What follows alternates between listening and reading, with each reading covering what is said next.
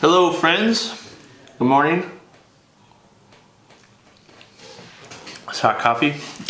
So this video I'm going to do is going to be the first of some videos that I want to keep doing, and these are going to be quarterly updates. So I've done a lot of videos on big topics within the TSP, big topics within federal employee benefits.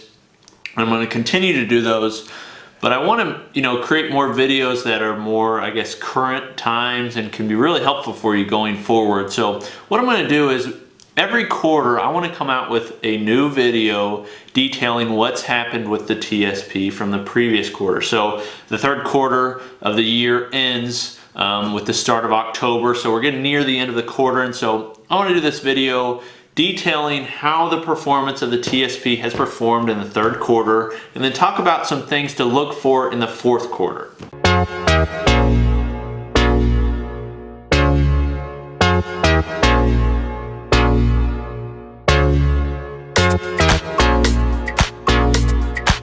Now, before I go into what to look at for the fourth quarter, let's talk about kind of how the third quarter has done. Okay, and today is the 22nd, and so I'm going to be talking about what it's done up to today. There could be some things that happen between now and the official end of the quarter, but I want to talk about kind of how the TSP is done, and I keep a running track on a spreadsheet that I have of how the performance is done, and so I'll pull up some of these numbers for you. But let's talk about the funds. So the first fund, the G fund, it's got an average return, or so it's had a return this quarter of 0.49%. Okay, so it's earned about 0.5%. The F fund has earned about 1.15%. The C fund has earned 3.49%. The S fund has earned 2.57%. And the best performer of this third quarter is the I fund, and to earn 5.18%. Now, you people that have been following this for some time will probably laugh, because I recently came out with a video saying the I fund was the worst fund in the entire TSP, and here it is performing the best. So that kind of shows you, how you can predict things going forward. That said, based upon historicals, although, this quarter the I fund has done the best, I wouldn't, base my whole allocation on how the I fund or how a fund has done over one quarter, okay? So the top performer for the third quarter has been the I fund, then the second was the C fund, and then the third was the S fund. Now that's for the quarter. But let's talk about since the beginning of the year. So we just looked at a snapshot of the quarter. We're going to zoom out just a little bit to look at the year, and I'll put these numbers up for you. I have these on my other screen. But the G fund has earned 1.66% for the year, which is, typical G fund for the past little while. The G fund, doesn't really perform outstandingly, but it gets the job done, and hopefully will keep up with inflation for the year. The next fund, the F fund, has earned 3.49%, which, the F fund is a bond fund. There's a lot less volatility typically than the stock funds, the equity funds, but it's doing okay. The C fund has a return of 12.47%. The S fund, 10.01%. And the I fund is absolutely blowing everybody away with a 20.79% rate of return since the beginning of the year, since January. So the I fund up to this point has done the absolute best. Now, the I fund is the most volatile of all the funds. So it's, stands to reason that it's doing well now because it's more volatile than the other stocks. And if we experience, possible wars that could be coming, all these different things that could come, the I fund could definitely see a large dip.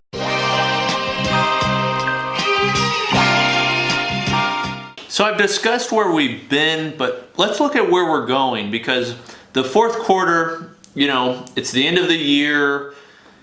People are making different decisions than maybe they were in the past. There's a lot of tumultuous things that can be happening both in the US and globally that can affect the markets. And so let's kind of look at, how it's going to affect the TSP going forward. I need to say though that I am a value investor. I'm a long-term investor. So these things, these, recommendations I give you, these different things that I say, they're really based on the fact that I'm not a day-to-day trader, and I don't suggest you do the same. I suggest being a value investor, and I actually have a quote up on my office that illustrates this perfectly. It's from Benjamin Graham, who Benjamin Graham was Warren Buffett's mentor, and it says, "The individual investor should act consistently as an investor and not as a speculator." And that is perfect for when I talk about what's going to happen in the future, because we're kind of speculating what's going to happen in the future, but I don't think you should necessarily trade based on this speculation, if that makes sense. You're an investor, you need to invest for the long term, but that said, I don't think it's a bad thing to look at what we should, be thinking about what's going to happen in the future, okay? Now, a few things. One, when I read from economists, people that, I believe are looking out for the betterment of the country and have a good understanding of what could happen in the market and just the U.S. economy and global economy as well, most economists believe that the U.S. is going to grow around 2%, a little bit over 2% for 2017. And that's going to continue. Inflation should continue to be, remain low. Jobs could continue to grow, not at an extraordinary pace, but most economists think that it's going to continue to be, a good economy for the coming year. So there's two concerns I want to talk about and things that you need to look for going forward in the upcoming quarter, the fourth quarter.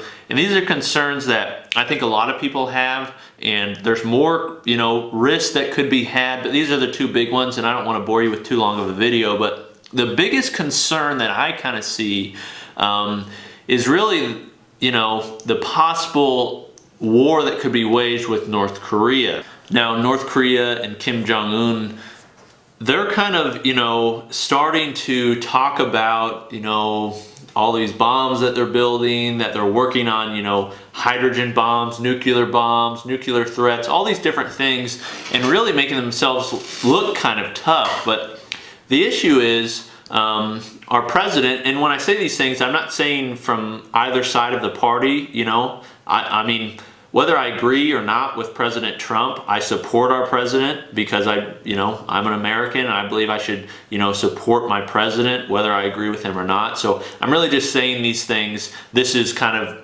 what could happen. President Trump, it seems like, would view, based upon his Twitter, views Kim Jong-un and North Korea as a nuisance, and it seems like he'd like to take them out if they take too far of a step. And so if North Korea decides that they're going to continue to push the envelope, I could see a possibility, and many other people could, of a war being waged on North Korea. And if that happens, that could affect the market significantly. Now, what exactly could that do? I don't know exactly what could happen to the markets based upon that. But I definitely say that, a lot of the markets would go down. However, the defense markets would go up. So I've talked about in previous videos what funds are comprised of defense, companies. And I think the last time I looked, the C fund has the largest amount of defense companies within it. That said, you have a lot of other companies as well. But just to be aware of that, if war is waged on North Korea, defense spending is going to increase dramatically, which means those stocks are going to increase dramatically, but everything else probably won't, okay? And then the second biggest fear is the Chinese debt bubble. So the bubble that is currently, that could come from China, and if, they decide to call some of their debt, then you can expect pretty much everything to fall. The entire market would not do well because there's so many countries, US especially, that's tied to China and their debt, and the debt that China's given out, or the money they've loaned to the US and other countries. So because of that, I would be worried, depending on what happens with them, deciding to call that debt or not call that debt, and how it will affect the markets. Because if they do, the US economy, the US market, I guess, and other markets are not going to do well, Okay, so those are two big factors that really we have no control on. But this has been Cooper with FedRetirementPlanning.com. I hope this video has been helpful. If you like this, if you'd like to see more of these, let me know in the comment section below. I really want to provide more information for both you federal employees and military employees who are investing in the TSP. And I think this is a great way to do it because, you know, this is stuff I look at anyways. It's stuff I discuss with clients. And so why not discuss it with you guys, maybe help you out. But let me know in the comment section below. This is Cooper. I'll talk at you later. Keep drinking your coffee and enjoy your day. Thanks. Bye.